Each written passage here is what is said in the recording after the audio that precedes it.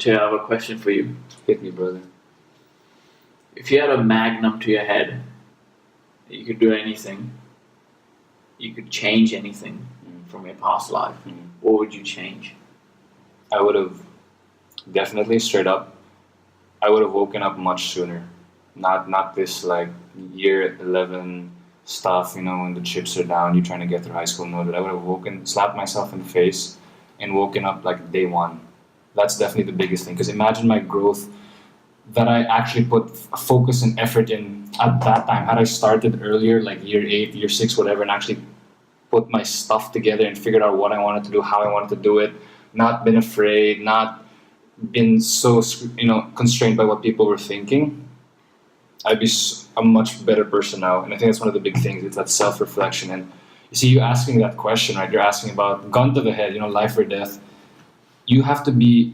You gotta think of every single day like that. That it is a big, significant thing. You can't just say, "Oh, it's just another day, another dollar." No, every minute, every single hour of your life, that's a make or break situation. And that kind of thinking is what got me to this point. It all had to be high stakes, every single hour. That's intense, man. We're not here to fluff around, are we? No, absolutely not. Why are we here? Well, I'm here because I'm on a journey of learning. I'm here to challenge myself. I'm here to learn, ask the questions, and also to reflect and give people something, and also give myself. So this is, I think, it's almost like a journal for me and my process of how I'm trying to figure things out, what I'm learning, and that mixed in with things like uni, relationships, social life, family life, and it's me just showing my struggle. So hopefully people can learn from it or critique it or whatever, but at least I'm giving something out there because there's so much that I've learned, from all the big grades, all the big books. And so I think this is a good time to kind of just give back and apply that content. So you give back, you apply. Mm-hmm. And it's a struggle authentically. Again, it's the journaling of my process, because a lot of it is in here, which is great, but for me, I only know what I'm thinking when it's written down, when I've said it. And so that's what I think this is. Fantastic, bro. I think for me personally, why I do this is because I don't want to be selfish. Yeah. That's it. So to put context to that, I think the last 4 years I've spent and dedicated entirely in making myself a better person. Yeah. Whether that is going to seminars or doing extreme sports or whatever that thing is that pushes me over the edge, that challenges me, yep, and that invokes that fear. I know exactly that's where I need to go. Yeah.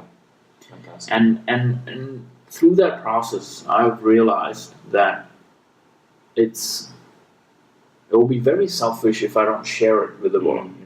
Yeah. And I feel that a lot of people are going to benefit from it. Yeah. And I want people to look at us not as like we know it all. 100%. We're figuring it out on the way. I think that just on that really quickly, so that's another reason why that's huge.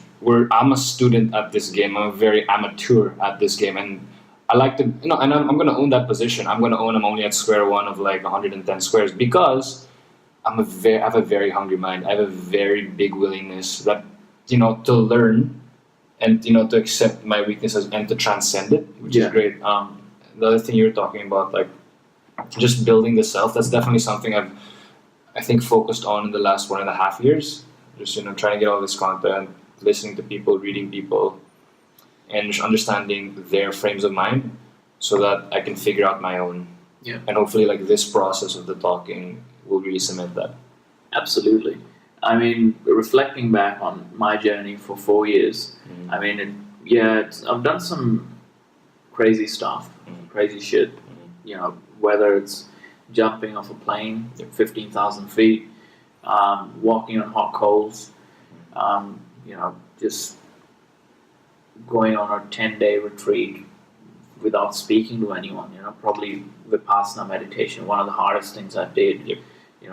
Because it's not instant; it's delayed gratification, and so going to seminars, reading like I don't know, last year or two, I've read like 30, 40 books. It's crazy. Man, So, like listening to all these podcasts, just trying to build my thinking up and really applying it in real life. I think, again, coming back to what I said earlier, if I don't share that journey and I don't share what I've learned, even if I can help one person, oh dude, my life is, I think I've left the world a little better than how I found it. 100%, and just that idea of like making an impact, I think it's undervalued and understood. Does that make sense? Yeah. And so I agree. Like one person, two people, like if they can, because I've seen what happens when people impact my life. Yeah. And there's such a power and authenticity to that I think I can also give in a certain extent in my own way. And also not just give, right? It's the quality of that giving that I want to improve as well. That's fantastic. Coming back to the thing about, about who you want to communicate this to. Okay, that's important. Who do you think we can help together with this little show that we're doing? Yeah. So my own thing, like, so when you ask me that, like the first person I think about is like my 15-year-old self. That's the guy who was insecure, had all this instant gratification, all this very self-centric, individualistic, moral relativism kind of thing, who had good intentions. He was raised well, great values, all of that, but that potential and drive could not have been unlocked without certain tools. I think yes, you can have a lot of potential and all that, but there's a certain environment and I think tools that you need to be given to actually apply your potential and optimize it. So extending beyond that, like I'm really thinking like it's the high achievers, it's the teenagers who are also trying to figure themselves out. See, I'm putting that similarity, that parallel with my struggle and what they're going through. And then hopefully we can like learn from each other. That's a big one. Right. That's interesting because when I look at who I want to help here, is taking even one step back. You talk about people who are there but not. They want to be there. They're missing that the margin. The margin. Gap. That's what you're trying to fill. Yeah. For me, I just awake and like inspire people who are sleeping. Because I mean, I was raised again with very good values and things like that, and I saw some really good stuff, some really crazy stuff along the way, as all of us did. But here's the thing, like ever since I was a kid, I always had problem with mediocrity. I couldn't stand it. When people were just getting by, when people were just doing the bare minimum. I just couldn't stand it. I always had a problem with that, and I think to this day I do. It gets me in trouble sometimes. When I see people around me who's not performing or whatever, because I'm not shy to express that. And I think it's a gift that that I've got. And again, that's why I want to help people just to realize where they can go and what their lives can be. There's not one particular person, because everyone's a different individual. Definitely, like all the things I've done in the past, I wouldn't be here today having a conversation with you if it wasn't for my mistakes. And obviously, I think you think the same thing, that we're not saying we're perfect in any way at all, but it's just that we're trying to document this. Again, the journey, right? Trying to, and the kind of thought process. The thought process, it's not valuable. The intricate stuff, that we connect on. 100%. Yeah, that brings me to an interesting question. I guess. Okay. Yeah. How did we meet? That's yeah. No, yeah, it was just we just met at the dorm. Yeah. It was there. At the uni dorm. Yeah, in the dorm. No, it was funny because like I like saw you from afar for like a few days and like, oh, he has nice shoes and all that, but I never introduced myself to you, or like we never introduced. And we finally did it. I think it was through a mutual friend or something. Okay. It was Joe. I don't know. Okay. Something like that. Yeah. I'm not sure. Yeah. I think it was the basketball game. You think? I think so. Oh, okay. You were, yeah, I remember. We were walking down to play the IH basketball game. Yeah. That's when we had our first conversation. Yeah. Okay, awesome. Yeah, so we were in the same basketball team. Yeah. Well, obviously, you're like way taller than I am. It's okay. The team has different. That's it, dude. Yeah, so that's how we met. But that was almost 2 years ago. From that coming to this, what changed that we're sitting here today talking to our three viewers? You know, 100%. Yeah, so you make it 3, 10, 1, whatever, dude. Such numbers. Okay. No, there was a critical moment, and to be fair, I think at the time I just kind of like nudged you off. I was like, okay, he's kind of like crazy and intense, and like it's cool, but like, you get me? But there was a critical moment when I get that a lot. Yeah. By the way, which is good because that means you're really consistent with what you do, and I see that now. See after when you reflect. Anyway, I think it had to do with like financial literacy. There was a point when it wasn't even like this self-development leadership. No, it was about financial. We were talking Bitcoin or whatever. Oh, crypto. It was about crypto. Yeah, that was probably last November then. Yes, and that kind of really led me down the path of, okay, what is self-improvement and what is actually educating myself, not relying on like the system and the institution, which is great by the way, but but you get me, like that can only go so far. Yeah. And that's where that was the path. I started reading up on people, learning about things, and it extended from finance into like personal development, and that's when it reached critical mass. Yeah. Wow, it's amazing how much you can learn in a short span of time. Yeah, 100%. Maybe.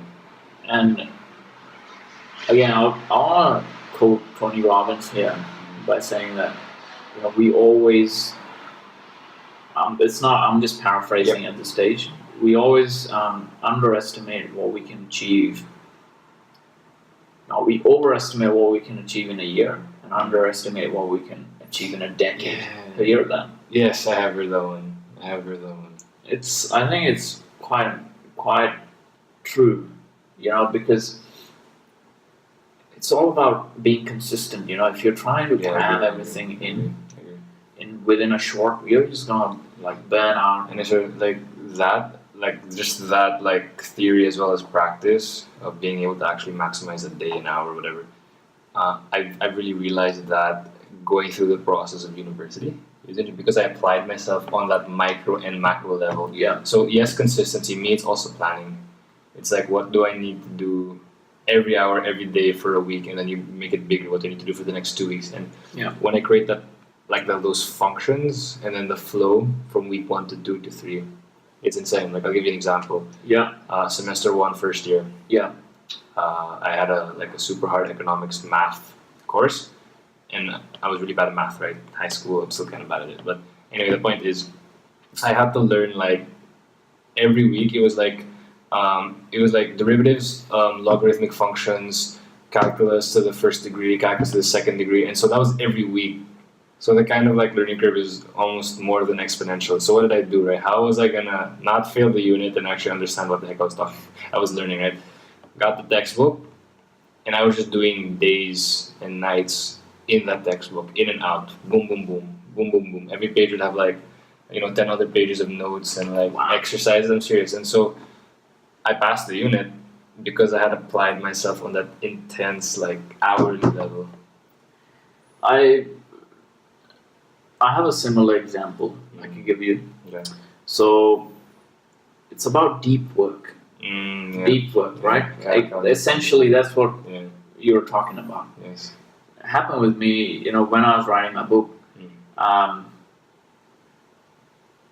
That was a very interesting journey. It was, again, I want to get a lot done in in a short period of time. Yep. And because I just had this incredible energy, and I just had such an amazing purpose. Again, I just want to document what I'd learned into this little book. It's not a massive book. It's like 60 pages or so. But writing that book, again, deep work. I locked myself in my dorm. Yeah. You were telling me. For like 3 days. Yeah, it was 3 or 4 days. A week. I don't even remember now. Yeah. So it becomes a blur. Yeah, it was. And that's it was like one flow, and I was just writing and writing and writing and writing, and my God, I mean, the progress during that flow period, that was tremendous. Because I didn't care about who was calling me or what texts I was getting. Who was messaging me. I was not checking my phone because that was all irrelevant. Yeah, that's nice. I think that the discipline of really sticking to that is really important. And here's the thing, it didn't even feel like a task. I was not eating even, which by the way is not recommended, guys. But this is side note on that eating thing. It's like when you have a purpose and a drive, eating doesn't matter. It's all tasks. Yeah. Again, I mean, we could have a whole separate conversation with relationship to food and all that stuff. Oh, we should. We'll do that in another episode. So I guess we'll give our 3 viewers our background. What do you think? So I'll go ahead. So guys, honestly, so I'm a uni student, 3rd year, Bachelor of Economics, right? That's your basic CV stuff. But really, it's just I'm a guy who likes to reflect. I'd say I get really philosophical about it, and I'm obsessed with the way I think and the actual thinking itself. So the quality of the thoughts and how I'm thinking. Why? It's because I can have conversations like this in my head, going on and on and on, which is great in a way. It's healthy to kind of have that exercise, but also it's me establishing and sticking to my identity and values, as well as learning, accepting, and challenging my framework consistently. So that's why really I like to read. I'm very simple, I'd say. Do my own thing. Not much for good dancer, I would say. Thank you. Not much for instant gratification. Right. Because again, I have certain drives and goals that are decades. And so I think that's where we connect, because it's not on a very surface level. I think it's we both are, I think, very high achieve performing, high performing, and that's why we're sitting here having this conversation. It's might not. I don't even think I give out good first impressions, to be honest. Okay, I think it's okay. I don't know. I mean, I think it's okay. Yeah, I mean, 90% of the time, people are. What are you about? Okay. Because I have so many different facets, different things on what I do. It's so hard to try to make one holistic. I agree. So over the past, I've had my hands in a lot of baskets. Whether it is writing a book, dealing with crypto, whether it is doing my own guitar channel, recording music, with my guitar and stuff. I've been a part of an amazing startup. Yes, great stuff. Rapidly, which is growing and evolving, and my role there is constantly growing, evolving as well. It takes a lot of my time as well. Even that, moving from mundane tasks to thinking strategically, trying to implement that. All the books that I read into the company and things like critical that. Thinking. And I'm pretty grateful to be in that position. Other than that, I'm a Master's of IT student. Yep. This is my last semester. I graduate in June 2018. Yeah. And I'll be done with my thing, and I'm looking forward to it, because now I feel that will give me more time to develop myself and my personality, and to go on these different adventures, even more. And yeah, I'm just getting started. Don't you think so? 100%. Every day is just the start, man. Like you gotta make sure again, like you're not resting on any laurels or whatever. Because again, new content, new frames of mind. I want to be in that beginner mindset. Yeah. The beginner mindset's huge because you're always gonna be curious and challenging and being like, okay, so what you want to be? I want to be lost at in new things rather than just be a master in like my square one space. Yeah. So it's interesting because that's the idea of challenge, right? I mean, mastery is great. You want to definitely get to that point. But I'm saying, being as young as I am, and I think I have the time and hours to clock in. Yep. In that like space where I'm unaware, unsure, and like keep trying to figure stuff out. Yeah. Man, just it's such a joyful feeling, like joyous. What's the word? Joyful. You got it. Right? Joyful. Joyous is also a word. Yeah. Damn, man. English language. Put in some humor for the 3 viewers. Otherwise, they might have slept. I think it was pretty intense so far. That's why I don't make good first impressions. Anyway, yeah. So I guess we've talked about briefly who we are, why we're here, and if you'd like to finish off this episode with some closing thoughts. Yeah, like seriously, like the idea is, I think what makes people like Gary Vee, Tony Robbins, like Grant Cardone, Eminem, even all these people, good and successful, say on screen, off screen, is that they're really like their authentic self shines through. So like when we do this, every single time I have to be conscious about I'm not creating some sort of image or like who I am on camera. Yeah, because that's fugazi, right? Yeah, it's fugazi, it's Uzi. It does no matter. It doesn't exist. It's about, again, as I said in the beginning, it's about channeling my authentic self, who I am on and off camera, and I think that's the kind of success and connection that we can get with like our viewers. I think so as well. So yeah, that's definitely what. For me, I guess closing thought would be, there's a lot of bullshit out there, especially for younger viewers. 100%. And I don't want them to, they shouldn't be misled by any of it. 100%.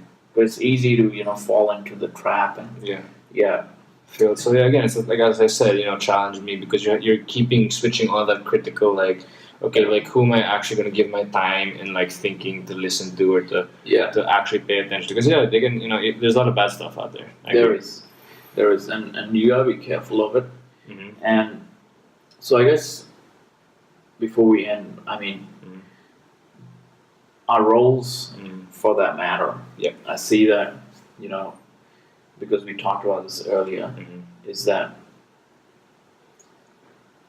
it's like teamwork. Yes. I try and invoke people with these questions and critiques. Sure.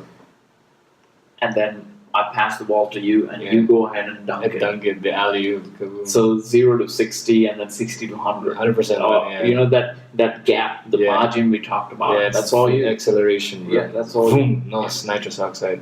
That's it. And it's the fight, because you were talking about the quality of the stuff that's out there. I think when we recognize that there's a lot of stuff out there that's bad, and that is good as well.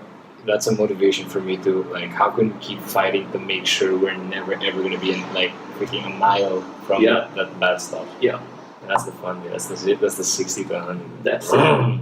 Yeah, dude. Oh, I guess on that note, we gotta end the episode. But yeah, dude, I think it's been a good first episode. Thank you. Thank you.